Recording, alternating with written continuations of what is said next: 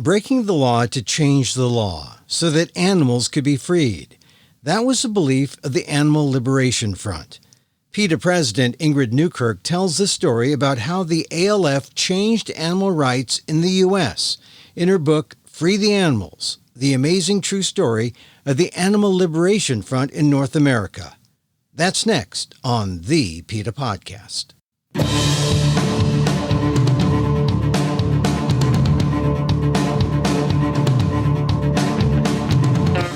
Welcome to the PETA Podcast. I'm Emil Guillermo, your host for this inside look at animal rights, brought to you by PETA, the largest animal rights organization in the world. On today's episode, the modern history of animal rights in America, when regular folks took a moral stand to save animals tortured in laboratories, goes back to one woman who worked in D.C. law enforcement years ago. Valerie's story is told by Ingrid Newkirk, now president and co-founder of PETA. 30 years ago, Newkirk chronicled the courage of Valerie and other members of the Animal Liberation Front, and now her book has been reissued in an anniversary edition to mark a milestone in an American social justice movement. No longer considered so radical, indeed, animal rights in recent years has become an issue that can bring politicos on the left and the right together in the name of compassion for animals. Here's my conversation with Ingrid Newkirk on the PETA Podcast. This book, Free the Animals, the amazing true story of the Animal Liberation Front in North America, 30th anniversary edition. Ingrid Newkirk, co-founder and president of PETA, did you ever think you'd have a 30th anniversary edition? Well, I don't really actually think about time spent, Emil. I just get on with my work and what happens, happens. But it is good to come out with the 30th anniversary edition of Free the Animals for several reasons. One is experimentation hasn't gone away. And of course, every day we are drawing people's attention to the fact it isn't just a few animals treated well in the search for a cure to disease. It's masses, millions of animals at billions of dollars of taxpayer expense being used in every fool way and every fool thing and extremely cruelly. So I wanted it to come out. And I also wanted to update it to show what has changed, what hasn't changed, and what people today need to do to help us get animals out of the labs. And that's important to note. But once again, I'm just stuck by 30th anniversary edition and the history idea of going back to the time when there was still a very primitive sense of animal rights in America, a very primitive sense of what it means to care for other species and other beings. I mean, that's got to floor you a little. I mean, you've done a lot, and we're going to get to that. But just the fact that back then, 30 years ago, how primitive we were in these United States. Oh, absolutely. And in fact, when those raids with these brave people going into laboratories and bringing animals out, bringing videotapes and photographs out to show the public what was going on, when they first started, no one had a clue. No one had been inside a laboratory. And I remember when we had the very first raid, 1981, the Silver Spring monkeys, and it was on the front page of the Washington Post, and we got bags and bags of mail from people who said, I had no idea that people with a science degree were doing that to animals when those of us just with plain common sense know that they're causing immense suffering. And so, yeah, things have changed, but the Animal Liberation Front is responsible for showing videos, showing films, showing photographs, and giving facts, which PETA was happy to cooperate with them to do.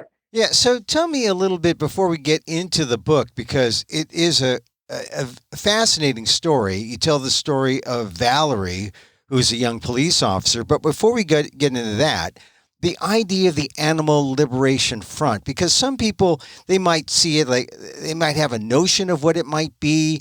What was the Animal Liberation Front? Does it still exist? It sounds kind of revolutionary in a way. What was it? What is the Animal Liberation Front? It's not, heaven forbid, it's not a band of revolutionaries or anything like that. Well, it actually is a band of revolutionaries, or it was. It started in the UK years before it came to the United States. And I think the title was very catchy because it gave you the idea that, like the Palestine Liberation Front or the this, that, and the other Liberation Front, here animals finally had some brave people who were going to do something to break in and get them out of places where they were going to suffer and they were going to die or be killed, I should say. But back then, I think it was a novel concept, and it came about, as I talk about in the book, with just ordinary people, as it usually is. I mean, look what's happening in Sri Lanka now, that people are rising up and kicking out the government. It's like the Russian Revolution, which we probably need a new one of. But it's just ordinary people saying enough is enough. I've now had my eyes open, and I need to get personally involved. And so these people risk their careers. They sometimes risk their family lives. They certainly risk their own freedom. They would have been locked up had they been caught. A few of them were caught. But they decided not going to sit back and just know this is happening to animals. I care about animals too deeply. To do that, I'm going to get involved. And that's what they did. But they had to do it clandestinely. They had to break the law. They had to do it because there was no protection otherwise for animals. This was a movement that began in England, but did it, when it came here, were they Europeans, were Americans who saw what happened there take it to heart and say, this is what we had to do here in the United States? In Europe, in the UK, it started with a few people who were going into factory farms. Factory farming was relatively new and taking animals out. I think the first thing might have been rabbits that were factory farmed for meat and fur. And then they were going to the Faroe Islands, and they were putting holes in boats that were used to go out and kill seals, the annual seal slaughter. And they were called the Band of Mercy. And then they thought they needed to be called something stronger that sounded more threatening. And I think they became the Animal Liberation Front. A few people who were working, perhaps in humane societies, had heard about this, had read some things about this. But when the Silver Spring Monkeys case came about, and as I say in the book, there was a time when these monkeys who had come out of the laboratory had been theoretically saved, were about to be sent right back to the same psychologist who had cut open their backs and was going to kill them. The people who had come to know them since their removal from that lab were the very people who said, this is what we need in America. We need an animal liberation front on our soil, and by gum, we're going to make one. And that's when they did. Was it pretty much a secret society or a coalition of people who had these feelings? And I guess because it's clandestine, it's not really truly, as they say, organized. But what is your understanding about the true story of how they spread or how they did their thing? Well, as I talk about in the book, they actually were highly organized. I mean, we didn't have the internet back in 1981, and we didn't have cell phones or any of these sophisticated things. And so they worked out codes from payphone booths, from actually flying to meet each other or driving to meet each other. They had certain books they would use where they would pick out words and talk to each other. They had code names for raids and for how they would meet up. So they were very, very organized. They took enormous risks.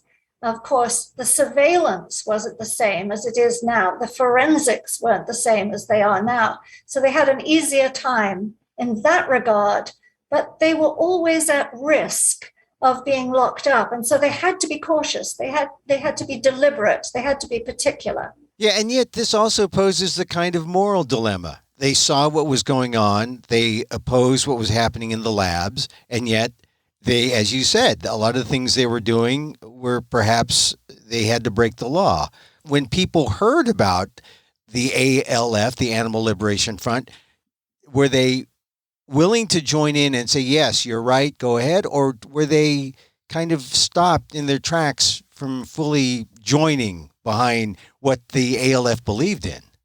Well, the ALF wasn't for everyone. That's absolutely the case. Most people don't have what it takes to break the law for a just cause. I mean, we look back at the women's movement, the suffragettes chaining themselves to the parliament rails, people doing all sorts of things. The civil rights movement certainly is that people in the end, a certain contingent, had to break the law in order to change the law or to change people's bad habits and prejudices. So it wasn't for everyone.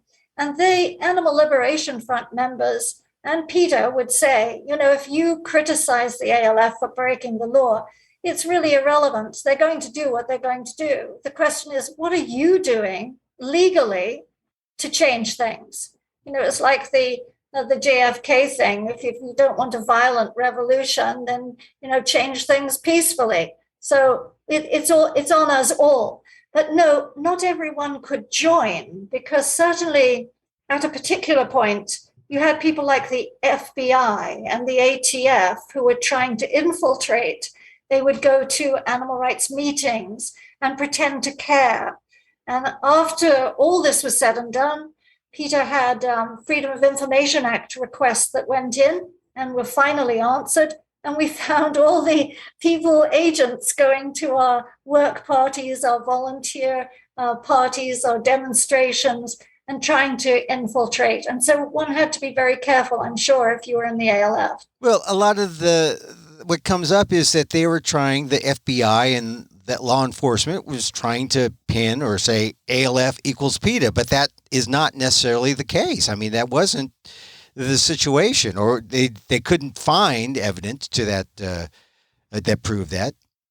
Well, when they couldn't find ALF members, which often they couldn't, sometimes they actually did, we were the most visible organization on the planet for animal rights, and we were no holds barred in what we thought about animal status, how it should be that they were viewed as individuals, not as some lesser human beings. And so, of course, law enforcement came after us. And it was after 9/11 when law enforcement agencies had a very broad mandate and a lot of money to throw around, that they had 100% funding to look into PETA, tap the phones, come to the office and try to get security codes, all sorts of rubbish. But when it came to the ALF, and there were subpoenas flying around, we were subpoenaed at PETA, but we weren't about to say anything we knew or to help anybody lock anybody up who was in the ALF. So, but essentially, there was never any kind of connection that said, well, ALF equals PETA and PETA equals ALF. There was a lot of harassment, though, and a lot of intimidation that tried to thwart what PETA was trying to do legally. But as we see 30 years later, that really didn't succeed. They never succeeded. And I think one of the things was the University of Pennsylvania raid was very telling, because there you had baboons having their heads bashed in, and these devices, they'd be cemented into a helmet and then crashed at a considerable G-force. The ALF went into that lab at UPenn, took out hours and hours and hours of documentation, videos shot by the experimenters themselves. And it showed them mocking the baboons, these brain-damaged animals who were obviously in pain and deeply distressed, hurting them for fun, smoking and blowing smoke in their faces, holding them up by one arm as a joke, all sorts of things. And instead of coming after the experimenters, once those videos were made public and they were on television, they were everywhere, the law enforcement went after the people who had brought those tapes out. And not being able to figure out who they were, the FBI served subpoenas on PETA, or tried to. And in fact, Emil, it was kind of amusing. We try to have fun when we can, even in the most serious of times. is that everyone going in and out of the PETA office, which was then in Bethesda, Maryland, wore a monkey mask so that you wouldn't know who was who. But yeah, they harassed us a great deal, would sit outside our offices. We would go outside in winter and offer them hot chocolate, and follow us everywhere, take our handwriting samples, saliva samples, you name it. But in the end, they should have been prosecuting the people in the lab. And in fact, a former Pennsylvania prosecutor met me at an event years later and said he was ashamed that they didn't do just that. You see, this is one of the things that we need to get out after 30 years in this 30th anniversary edition of this amazing true story. Free the Animals is the name of the book. The amazing true story of the Animal Liberation Front in North America, because a lot of people have these misconceptions about what happened, what the Animal Liberation Front is even all about. And what I like about your book is that you've really written a kind of thriller here, because it's the true story of Valerie, who is a young police officer in D.C., and she witnesses something, horrible conditions that are happening to animals in a laboratory. Tell us about why you chose Valerie to really personalize this story about the Animal Liberation Front. Well, her name had to be changed, and some other facts about her had to be changed, as it is true with all the characters in the book. But she's a real person, and everybody in the book is real. Every story of liberation, every animal who came out is real. All the facts are there. Nothing has been changed in that regard. Some precautions had to be taken because these people could still be locked up in some states where the felony statute of limitation has not run, believe it or not. However, she's real. And what happened to her, that emotional, moving experience that made her decide, I've crossed the line, which she did, after being asked to help with that first removal of the monkeys to freedom, I can't go back. And so she didn't go back, and she kept on going, forming the Animal Liberation Front. But it's not just a factual story. As you say, it's an easy read, because when I wrote it, I didn't want to make people just cry. I wanted people to feel rightly uplifted. I wanted them to cheer as little Vanguard, the little dog who is about to be deep sea dived in the Navy lab, came out and was able to go to a wonderful home. And somebody put a baseball cap on his head after 3 years in that home and showed him having a grand time and being loved. I wanted to show that animals got their freedom, animals that you love, the same as the ones in your home. And so it's scary at times when these people almost get caught, as they often did.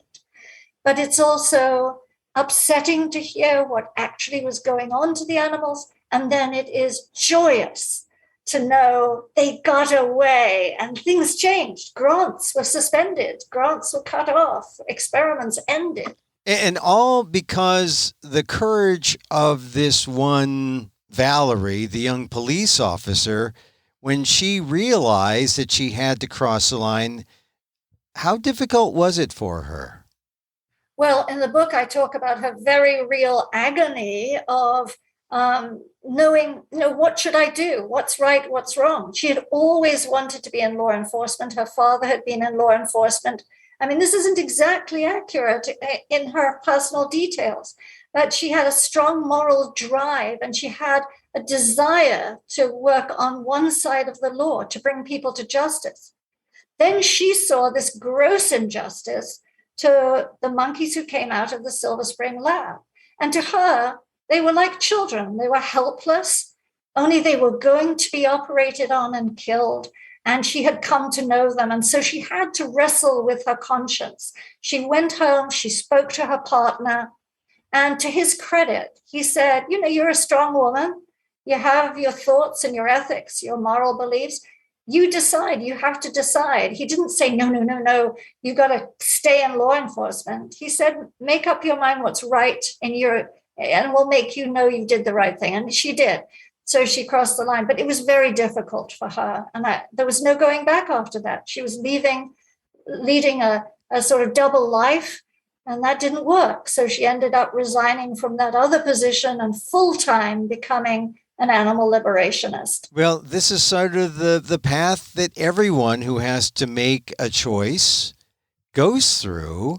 And yet, you go on to list all the other rescues that she did, that probably every time she thought, maybe I made the wrong decision, she makes a rescue, and then it's victory. Animals freed. The animals are free. The animals. That's the name of the book. So tell us about some of her other rescues.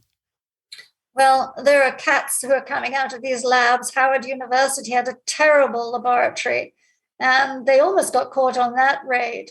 But these cats were having their backs cut open. No good had ever come out of these experiments.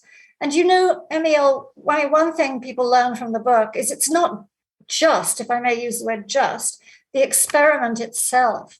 It's all the stress and the fear and the trauma and the total discomfort that these animals go through. I mean, you imagine if nothing was done to them, that they're kept in a see-through box, a cage, a metal thing, that there's no comfort, there's no temperature control, there's nothing to lie on except the metal bars every day, every night. There's no companionship, there's no love, there's no respect, and there's a lot of fear, because when the lab door opens, all these animals know that something bad is about to happen, because that is what has always happened. They don't know why they're confused. I mean, it's a wretched life. So the cats who came out of Howard, some of them couldn't walk. They'd had their backs operated on, all went away to veterinary care, just as the dogs from UC Harbor had the electrodes taken out of their bodies and they were restored to health. Wonderful veterinarians helped the ALF all the time. Without them, they would have been sunk. And then, of course, there were the safe houses, the underground railroad for animals that the cats went onto from Howard, the UC dogs went into, and ended up having a different life. I don't know if they ever forgot their earlier experience, but they certainly knew they were safe and looked after. Yeah. So, when you describe the Underground Railroad and the process by which animals are freed and then they're going to the safe house and then they find homes, it almost is a process that all these underground liberation kind of processes take place. I mean, you talk about people going to escort people to, say, abortions or, legal abortions, or it's almost like this is a blueprint for all kind of liberation. Oh, absolutely. I mean, to me, it's all one thing. If you're against injustice, you're against discrimination, you're against needless violence, you're for all these causes. You can't differentiate. The victim's identity doesn't matter. Just don't give a hoot about the victim's identity. It's the principle of the thing, is you need to stick up for what's right, stick up for the underdog, who in the case of the Animal Liberation Front was often an actual dog. And I always thought, when people, to go back to your earlier point, people say, well, they were breaking the law, is yes, it would be nice if there were a law that they could have followed, which would have helped them expose these wrongdoings on the part of experimenters, but there wasn't. And if you have a cat you adore at home, or a dog who you're spending your family time with, or whatever, and you have some empathy, then I think you have to take your hat off to these people, because they were the ones who said, I'm not going to just sit quietly, I'm going to get these animals out. And they did. I mean, they, at enormous risk to themselves, took animals out of, like the little baby monkey Britches, for example. His eyes were sewn shut. Another baby monkey had died in that lab of neglect. And they decided not going to let this happen anymore, went in and took him out, took him to the vet, had those horrible stitches removed from his eyes, found the infection in the back of his throat, and let him be a baby again. They actually kept him warm in little woolly baby clothes, fed him a bottle. And you see that in the films that have been made from Free the Animals, the book, and from the cases. They're on the website at PETA.org. Yeah, there are so many cases. One that got me was the SEMA lab, where chimpanzees were held for experimentation. And Valerie was there. What did she see there? That was an incredible case because it was such a secret laboratory. It was hidden away in an industrial complex. No one, not their neighbors, knew that it housed chimpanzees, lots of chimpanzees, kept in these big refrigerator-sized compartments.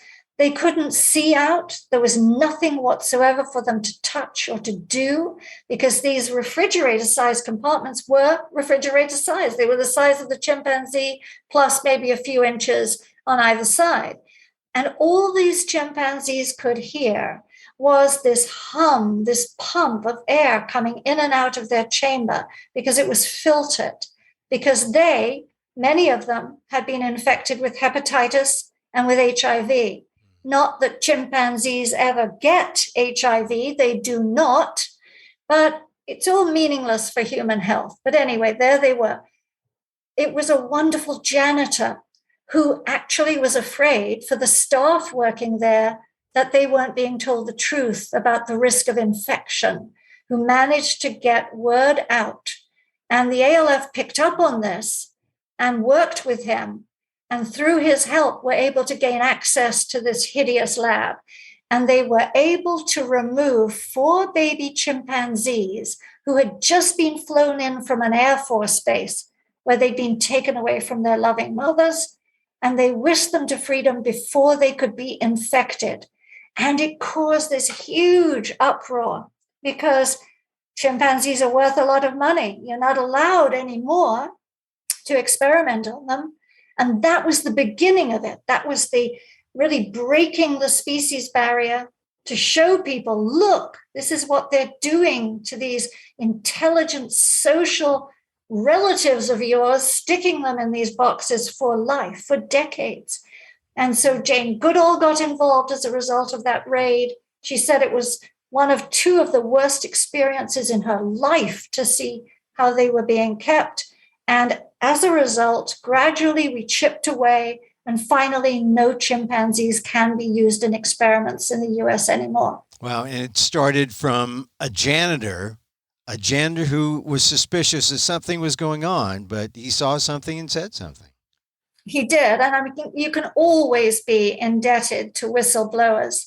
We have people, for example, who are a school bus driver, and they're sitting up high, and they go along a fence, and they see that a cow has been left there in the field who is unable to get up, and the farmer doesn't care, and they call us. We have people who go and sell things to various facilities where animals are abused, and who see something and make the call. And I've even had people who refused contracts in laboratories for air conditioning or for cleaning supplies or who knows what, because they were ethically opposed to what they had seen. So I would say whistleblowers are our best friend. Blow the whistle, no matter what cause it is. If you see something wrong, it's like the airport sign, see something, say something. Yeah, and I suppose a lot of people don't know just how much they feel for the animals until they see something. They may not be challenged to say, oh, my God, because they don't imagine it or don't see it every day. But when you're describing the bus driver who sees something, it must have hit him, and everything that people see, what Valerie saw, touched her, moved her to action. And that is one of the things about Free the Animals, the book. Now, you had other cases. You mentioned the University of Pennsylvania case, and you mentioned the cemented helmets to the heads of baboons. I mean, what was the ultimate? It changed law, right? Congress got involved. What was the outcome of that case at the University of Pennsylvania? Well, the vivisectors, the people who had said, I hope the animal rights people don't get hold of these tapes, and of course they did. PETA got them. They didn't work. They got their grant suspended. They had to move on. So all sorts of things happened as a result of it. Unfortunately, head injury experiments on animals continue to this day and are just as useless. Whether it's for football helmets or crash tests, we have mannequins, for God's sake. I mean, we have high-speed computers you can program with human data. You can crash robots into the wall and you'll know everything you need to know. But in many of these cases, the experimenter gave up using animals, which is good. In many of these cases, the grant funding was cut off. And in all these cases, the person involved who was doing the dirty work was exposed. And so his or her reputation suffered greatly, and that was only fair. But some of the experiments stopped forever, and many, many of them have continued in other forms to this day, which is why we need the research modernization deal, this plan that's being put together to phase out, end animal experiments in favor of more modern methods has to be adopted. And that's where everybody else comes in. Anyone listening, there's a role for you to play. Yeah, we mentioned earlier the SEMA case that really ended the testing on chimpanzees. I mean, that has got to be a significant landmark. I mean, to imagine that chimpanzees cannot be experimented on, but other species can, other animals can.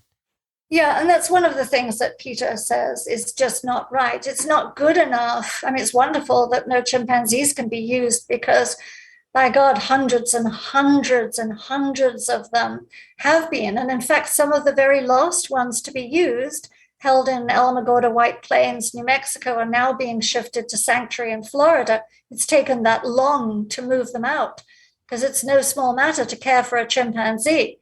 But yeah, it's other animals are not good substitutes. The substitute that works is to use state-of-the-art technology and methodologies. We have all manner of ways in which we can quickly get data that's relevant these days. And so force feeding an animal, sticking an electrode in their head, slamming them into a wall is really, it's just a waste of money as well as being cruel, and it doesn't get us anywhere. So that research modernization deal that I mentioned doesn't say, don't use chimpanzees, use pigs, or don't use dogs, use rats. It says all animals feel pain and fear and misery. All of them want out of the laboratories, and there's no excuse for keeping any of them in. A recent case that PETA has been involved in, it came out of an investigation that PETA did, the Envigo case involving the beagles. Now we have 4,000 beagles that need homes, which is a good thing, but it was the PETA investigation that changed the law in Virginia. The undercover investigation got legislators, Virginia, they argue about critical race theory. They're divided on everything. But the one thing they could agree on was dogs and cats. They shouldn't be used in experiments. And they passed those laws. And they essentially, not yet, but they essentially shut down Envigo. Yeah, Envigo will be shut down. And my heart sings because in Free the Animals, I talk about a similar situation with beagles. Lots and lots of beagles who came out of the city of hope. That's a misnomer, if ever there was one, when it comes to their use of animals. They used animals in every kind of cancer experiment under the sun, never got any results from using them. That money should have gone into treatments and prevention and all sorts of superior methodologies. But yeah, it's so wonderful to think that those mother beagles with their babies who were being used because they could breed them and then ship their babies off, their puppies off, and sell them into experimentation. The mothers and their puppies will never know what a scalpel is. They'll never know another cage as long as they live. And nobody will hose them down with cold water anymore and slam them up against the bars or make them smoke cigarettes or whatever they were going to do and then kill them. It's all over because of people rallied. And I always say, Emil, conservative, liberal, in the middle, whatever you are, if you have ever met an animal and cared for that animal, no matter what kind, you have seen a reflection of yourself in that animal's eyes, and you do not ever again think that you could condone causing needless suffering to them.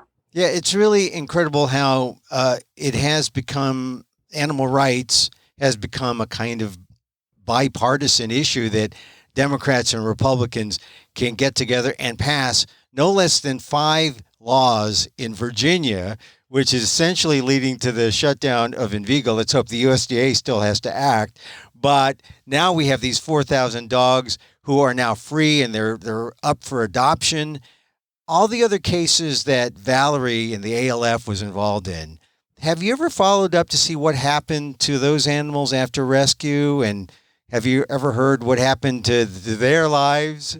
Oh, yes. And in fact, in the book I talk about, and in the video online, I talk about some of those special stories. There was an old bloodhound who was at the City of Hope. She was just on her last legs. She'd had a litter of puppies who were almost all dead. A couple of were still alive. And she was in such bad shape. She came out, the Animal Liberation Front rescued her with all the beagles and this wonderful old man dog called Prince, just angels. Anyway, years later, I actually got a letter, and it's very moving. It was from people who said, whoever took, and they'd called her Goofy because her personality had eventually emerged after being so scared of everybody and everything. They said, whoever got Goofy to us, please thank them. It's been many years, but she's just passed away, and she enriched our lives so much. We were so happy to have her. And they described how she would run down a 1/4-mile country lane to greet her favorite person coming off the school bus or coming home from work every day. Yeah, it's incredible. You hear stories like that, and were it not for the Animal Liberation Front, those animals would not have been there to share that joy or to experience that joy. Yeah, that little baby monkey I mentioned, Britches, who had his eyes sewn shut. We have after video of him too. And after he had recovered, and there was a recovery time, he had to be nurtured back to health. He went to a place where there was a mother monkey whose babies had been taken away from her. And he was given to her, and you see the two of them. She is overcome with joy. She's making those little monkey tut tut tut sounds, and she's hugging him, and he's looking up at her. And they've got a background of bushes and flowers and so on in this giant corn crib cage. And they're just happy as happy can be. See, in the end, it's a positive message. You rescue animals, they're able to live and be who they are, and they get to experience the same joy that we experience. They get to live their lives when you free the animals. It's true. And Emil, I always say, if you're not going to break into a lab, and these days that's pretty impossible, support us in our legal work, please, to get animals out of the labs. And in your daily life, if you see somebody dragging their dog down the road, not letting them sniff the flowers and have a life, say something. Always say something, because that helps free the animals from exploitation and domination. Yeah, it's really incredible when we talk about your book, Free the Animals: The Amazing True Story of the Animal Liberation Front in North America, 30th Anniversary Edition. And I began by asking the question about 30 years later. It seems that Valerie knew the pattern of success all along. You witness the atrocities, you say something, you expose the atrocities, you get the laws to change, animals are saved. And that's the cycle that repeats, or the pattern that repeats when you're successful. And fortunately, PETA has been very successful to this day. But I think if you don't do something, you definitely will fail. What was it that sportsman, I'm no sports person, said, is that you miss 100% of the balls you don't try to hit. Oh, yeah. So if you fail at half of them, at least you've succeeded at half of them. Any success is a good success. Stumble along, do everything you can. Yes, and I have to say that I like these things that show milestones, that show where we are in time and how there is progress, but yet there's still so much more to go. Right? It's not over. A generation has passed, and it's still not done. No, I mean, there's a long way to go. And it's not as if a few animals are used in one particular way and you can get cracking and stop it in a little time. It does require effort. It requires inconveniencing yourself sometimes. It requires using the voice you have, using your typing fingers. exposing others to what's happening because they just haven't a clue quite often.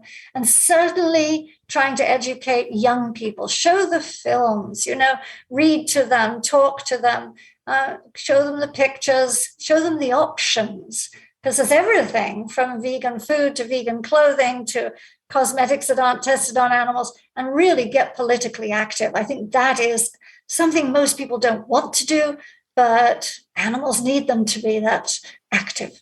Well, Ingrid, I appreciate you coming on the PETA podcast and your support for the PETA podcast all these years. Really appreciate it. And good luck on the book, Free the Animals, The Amazing True Story of the Animal Liberation Front in North America, 30th anniversary edition. And going to be a movie, maybe, because Joaquin Phoenix has bought the rights. Oh, my goodness. Okay. I want to play a part of a chimp or something. Thank you, Emil, as ever. All right. Thank you, Ingrid.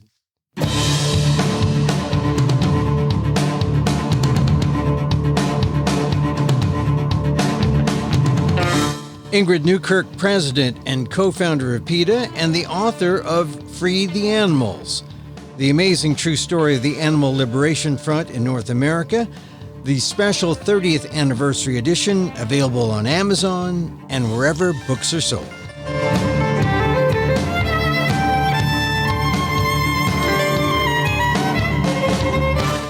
And that's our show for today. Thank you for listening. Don't forget to send a link of the show to your friends. Tell them you like the PETA podcast. Contact us at PETA.org. You can find me on Twitter at EmilAmok. That's EMILAMOK. Or see my vlog at AMOK.com. Or see my work at ALDEF, the Asian American Legal Defense and Education Fund. That's ALDEF, AALDEF.org/blog.